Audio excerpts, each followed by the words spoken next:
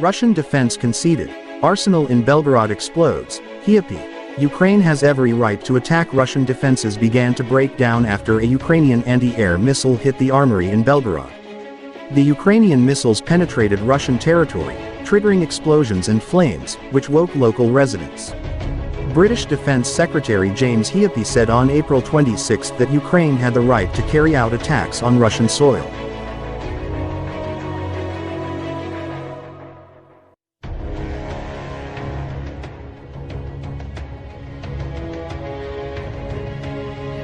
James Heappey insists attacks on supply lines are a legitimate part of the war. Ukraine's missile attack occurred for the umpteenth time, targeting a number of areas near the border. Further attacks are also suspected, with reports of explosions in the Voronezh and Kursk regions.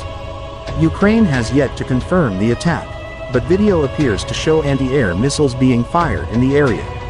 Russian troops have advanced into eastern Ukraine after withdrawing from the north and center of the country in what Russian President Vladimir Putin called the second phase of his special operations.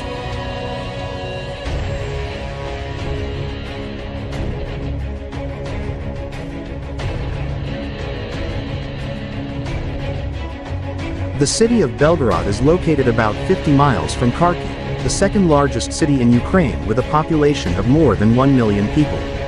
Russia's regional governor, Vyacheslav Gladkov, said on his Telegram channel that the explosion occurred at around 3:35 a.m. local time and woke him up.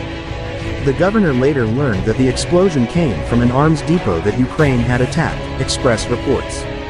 Writing in his Telegram post, he said, "There was no demolition of residential buildings.